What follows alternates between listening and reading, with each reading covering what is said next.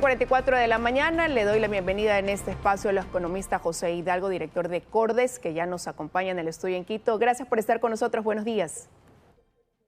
Buenos días, Liz, muchísimas gracias por la invitación. A usted por estar aquí. Estamos a 17 días los ecuatorianos de elegir presidente en medio de una campaña en el que los candidatos dicen lo que harán, qué es lo que piensan ejecutar, pero no explican el cómo. Y ante eso, muchos dicen que lo importante para ver ese alcance de gestión es visualizar la situación económica del país. Y por ahí quiero arrancar, economista, ¿no? ¿Cómo resumiría usted el escenario en materia económica para concluir este 2023? ¿Cómo se proyecta? A ver, yo creo que habría que resaltar tres factores. Primero, en términos de crecimiento económico, 2023 va a terminar seguramente con un crecimiento bajo. Nosotros creemos que va a estar en torno al 1%, muy por debajo del 2,6% que pronostica el Banco Central. Eso por un lado. El segundo factor o el segundo tema que creo que los candidatos deberían conocer es que la situación fiscal del país también va a ser complicada. A diferencia del ministro Arosemena, que cree que el déficit del presupuesto del Estado de este año va a ser de 2%, nosotros, y me parece que varios economistas más, creemos que el déficit podría ser el doble de eso, alrededor del 4%. Y finalmente, un sector externo que, sobre todo por el lado petrolero, está dejando menos divisas a la economía y por lo tanto eso achica la liquidez que está circulando al interior del país, lo que podría terminar afectando no solo a la actividad, sino también eventualmente en un menor crecimiento de los depósitos en el sistema financiero. Poniendo en cifras, quizás ese déficit del que usted habla, ¿no? Entre enero y mayo de este año, el presupuesto general acumuló un déficit de 849 millones de dólares, lo que demuestra un deterioro de 1.600 millones de dólares en relación, si lo comparamos con el mismo periodo del 2022. ¿Qué es lo que ha quizás incidido básicamente en esto, ¿no? Que ahora nos lleva a tener estas cifras que no coinciden con las que estaría proyectando el gobierno, que usted aquí lo ha resaltado? Y de hecho, Liz, esta misma semana, si no me parece, antes de ayer, el Ministerio de Economía y Finanzas actualizó las cifras ya hasta junio, y lo que se ve es que en el primer semestre de este año tenemos un déficit ligeramente mayor a los 1.400 millones de dólares, que es un resultado muy parecido al que el país tuvo en el primer semestre de 2019. En cambio, si es que nos comparamos con el primer semestre de 2022, es decir, el año pasado, se ve un deterioro de más de 1.800 millones porque en el primer semestre del año pasado hubo un superávit fiscal, es decir, los ingresos en el primer semestre fueron mayores que los gastos en el año pasado. En este año estamos viendo este déficit que, como digo, supera los 1.400 millones y se debe a dos causas principales. Por un lado, hay una fuerte caída en los ingresos por exportación de petróleo, se reducen a menos de la mitad, de algo más de 2.000 millones a menos de 1.000 millones, y eso se debe no solo a la caída en el precio internacional del petróleo, sino también a un menor volumen de producción de petróleo en el Ecuador. Pero por otro lado, están cayendo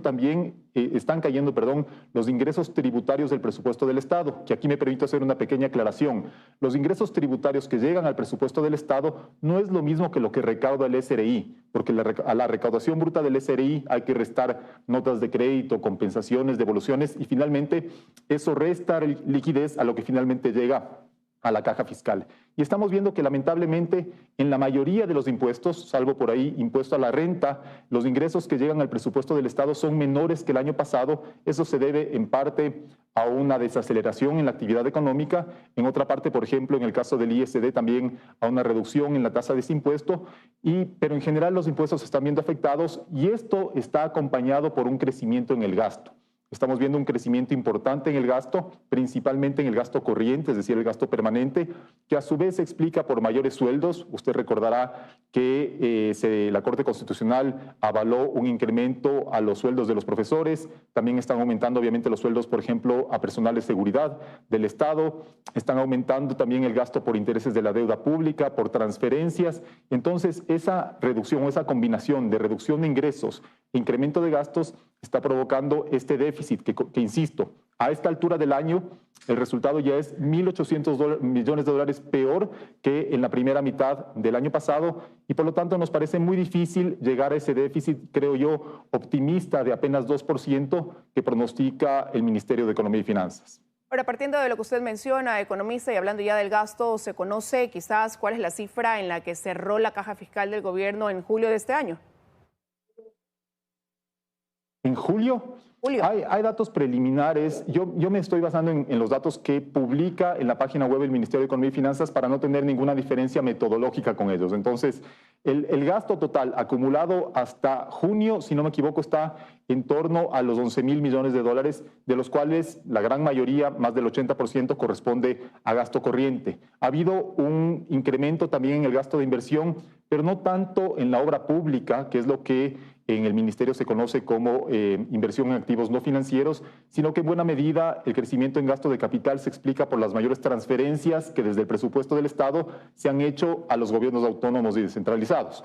Esa cifra obviamente es esperable que caiga en lo que resta del año porque esas transferencias dependen de los ingresos petroleros y tributarios que recibe el presupuesto y por lo tanto, como esos ingresos están cayendo, es esperable que esas transferencias a los gas también se reduzcan, pero me parece que no va a ser suficiente para cerrar la brecha porque hay que recordar que en el segundo semestre del año también vamos a ver menores ingresos tributarios, no solo por la última reforma que reduce el impuesto a la renta, sino también porque el ISD volvió a bajar su tasa a partir de julio y porque además en marzo y abril, se concentra también una buena parte de la recaudación por concepto de impuesto a la renta y esos ingresos ya no se van a percibir en la segunda mitad del año.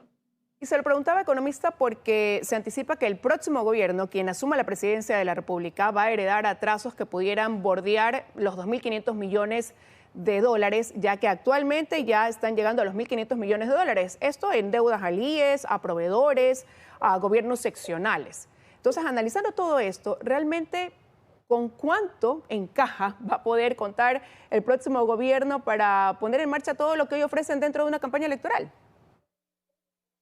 A ver, la caja, o sea, lo que tiene lo que se conoce como los depósitos en la cuenta del Tesoro Nacional están en torno a los 400 millones según las últimas cifras del Banco Central. Entonces es una cifra que apenas alcanza para el día a día, ¿sí? No es algo que permita, por ejemplo, pensar en un incremento en el gasto para reactivar la actividad económica por esa vía. Y de hecho, al respecto, también conviene mencionar que esto que se menciona que el gobierno está sentado sobre las reservas no es tal. Insisto, lo que tiene el Tesoro Nacional en el Banco Central son menos de 500 millones de dólares y las reservas internacionales del Banco Central, que de hecho vienen cayendo, no son ahorro fiscal. Entonces, eso es importante que los candidatos tengan presente y sobre todo quienes ofrecen un incremento del gasto para por esa vía incrementar el nivel de actividad económica, me parece que o no saben la situación fiscal que van a heredar o están proponiendo otro tipo de medidas que pueden resultar altamente peligrosas para la sostenibilidad de la propia dolarización, como usar al Banco Central como prestamista del gobierno.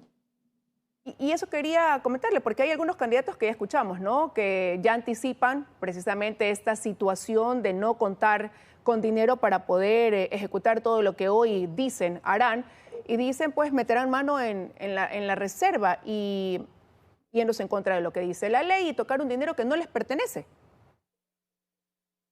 No, a ver, y aquí, perdón si me pongo un poco técnico, pero las reservas internacionales, insisto, no son ahorro fiscal. Las reservas internacionales dependen básicamente de los movimientos que el Ecuador hace con el resto del mundo. Es decir, aumentan cuando generamos muchas exportaciones o cuando llegan créditos desde el exterior o cuando llegan remesas a través del sistema financiero formal y se reducen cuando hay muchas importaciones o cuando el país está pagando el servicio de la deuda externa, entre otros motivos. Y lo que estamos viendo desde mediados del año pasado, cuando en marzo, si no me equivoco, las reservas alcanzaron un récord de más de 9.000 millones, es una tendencia decreciente en las reservas que se explica principalmente porque el saldo petrolero es cada vez más bajo, porque las exportaciones de petróleo se han reducido en una magnitud mucho mayor que las importaciones, pero a su vez también estamos viendo que el saldo neto entre los créditos del exterior que recibe el gobierno y el servicio de la deuda que tiene que pagar es negativo. Entonces, hay dos motivos principales por los cuales las reservas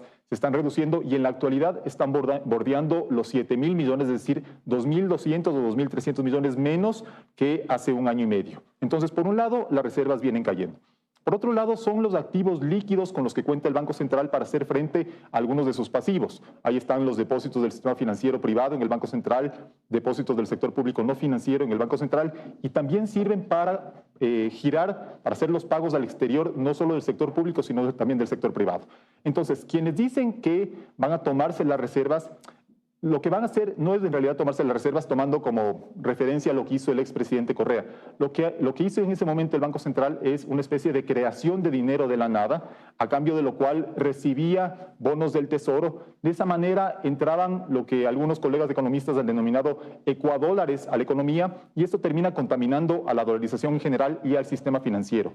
Entonces es una medida sumamente riesgosa, es una medida que debilita o mina las bases de la dolarización, y obviamente creo que los candidatos o no entienden bien lo que están proponiendo o no les importa las consecuencias que esa medida podría tener sobre el sistema monetario. Economista, hizo que sumarle además el riesgo país. Hoy, ante la incertidumbre política más la ola de violencia, ya se ubica en 1.971 puntos. Está sumamente elevado y esto pudiera seguir en aumento conforme pasen los días. Y ese es un problema, Liz, cuando vamos a cerrar, insisto, con un déficit que nosotros creemos que puede estar en torno al 4% del PIB, porque las fuentes de financiamiento para el Ecuador son muy limitadas. De momento, con el riesgo país que usted señala, pensar en una emisión de bonos en el mercado internacional es prácticamente imposible, porque tendríamos que pagar una tasa de interés superior al 20%. Por otro lado, no tenemos un programa vigente con el Fondo Monetario, y me parece que va a ser bastante difícil firmar un programa durante un gobierno que va a durar apenas un año y medio, salvo que este gobierno tome medidas que el fondo esté seguro que puedan continuar en el mediano o en el largo plazo.